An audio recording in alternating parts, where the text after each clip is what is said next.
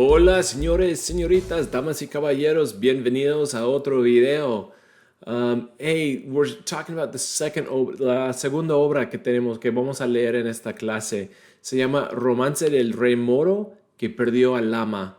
Ahora, Alhama tiene referencia a Alhambra. Alhambra, vamos a hablar de Alhambra en clase.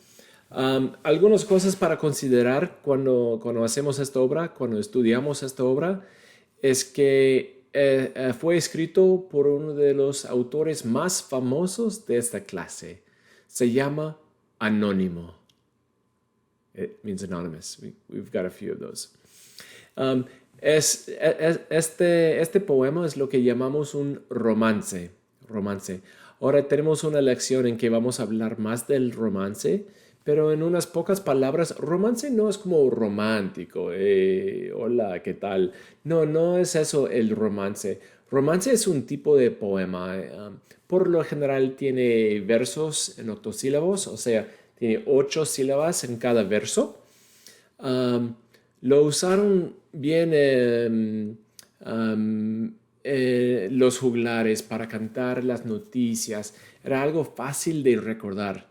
So the rima had a pattern that went. Well, we'll talk about.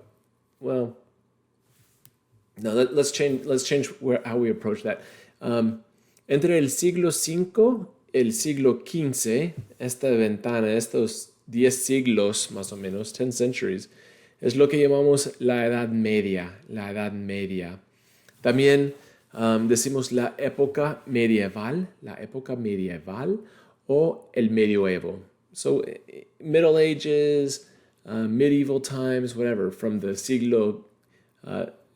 el siglo V al XV. Y durante esa época no había muchas cosas escritas porque no se había inventado la prensa todavía. Entonces muchas de las noticias pasaban por voz, oralmente. Gente iba en pueblo a pueblo cantando sus canciones. Hablamos un poco de los juglares. Cuando hablamos un poco del Cid, que era un poema que cantaban para compartir. So having those 8 syllables and the way the rhyme was set up made it easier for them to remember from town to town. So this is part of the romance, the style of poem, and the rima was like in the even verses. They would rhyme, but it was what we call rima asonante. So rima consonante includes the consonant between the words. So consonante, rima consonante, it includes the consonant, but rima asonante that we're talking about, it doesn't include the consonant. It's just when the vowels rhyme. So lines 2 and 4 would rhyme. Los versos, el primer verso, el tercer verso, the odd verses, no rhyme. The versos pares, the even ones, those would have the rhyme. This rima sonante muchas veces. Okay, let's see, what else can I tell you about this? Okay, este poema fue escrito por un cristiano.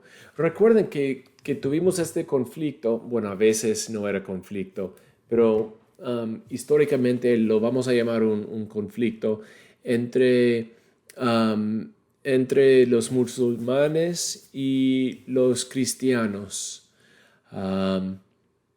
Y algunos de esos poemas fronterizos o moriscos fueron compuestos por cristianos que adoptaron un punto de vista musulmán.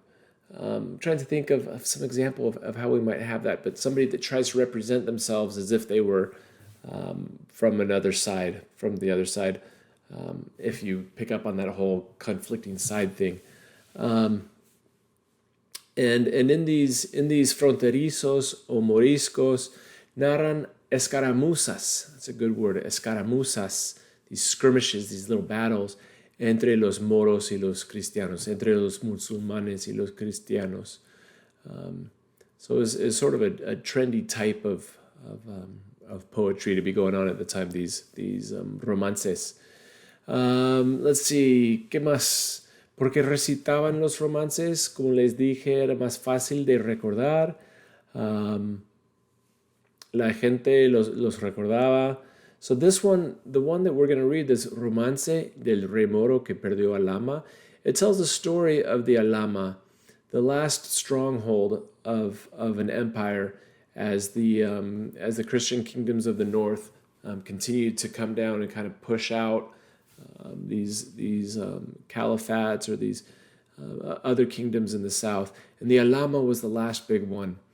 There was the Guerra de Granada, the Grenadine Wars. I'm not sure what we call it in English. I've always only studied in Spanish.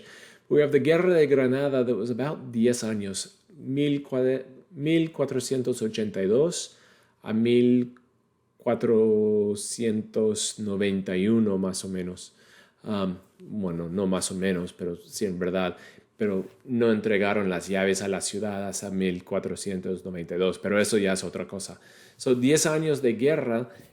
So we know that this poem was written after 1482, after the beginning of that, and probably towards the end.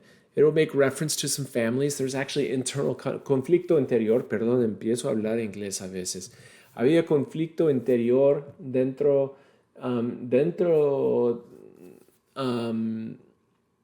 del reino, del califato. Había problemas interiores. And so you'll hear references to some of the families, like, "Hey, you killed these guys," but it's a soap opera. It's really got a lot of good story in there. Let's see. So what else can I tell you? La Guerra de Granada era un trabajo entre Fernando de Aragón e Isabel de Castilla. Como mencioné antes, ellos se casaron. Y el trabajo de esta guerra era un trabajo entre ellos dos juntos. Let's see, ¿qué más?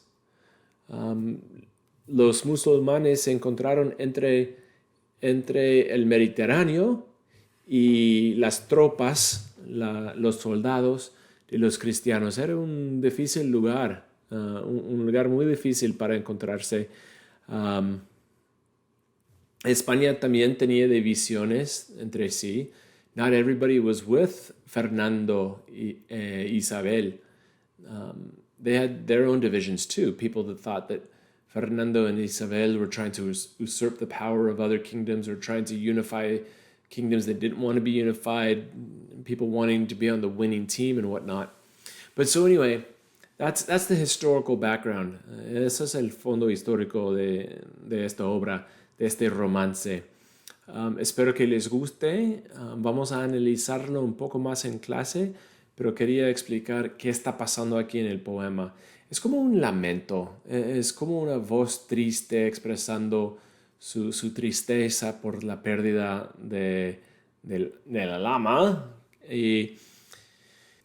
Yeah, so we're talking about the end of the siglo XV, right as well, it kind of marks the end of the Middle Ages for Spain, because once 1492 hits, the whole world changes. We've got Colón, we've got a more unified Spain.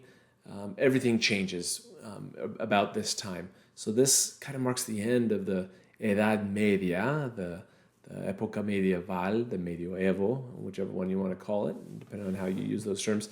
And it marks the end of those, and pretty soon we're going to get into like the colonial and the Renacimiento, the Renaissance stuff as well later on. But for now, we're closing up the Época Medieval con este romance. Que lo disfruten, ¿eh? Chao.